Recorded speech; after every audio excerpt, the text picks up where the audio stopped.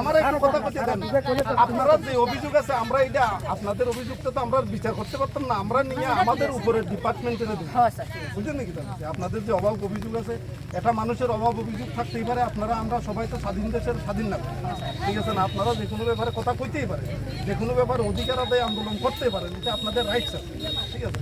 তো ব্যাপারটা হয়েছে যে আপনাদেরকে যারাই মাথাতে ঢুকাই দিচ্ছে, আপনারা যারাই কইছে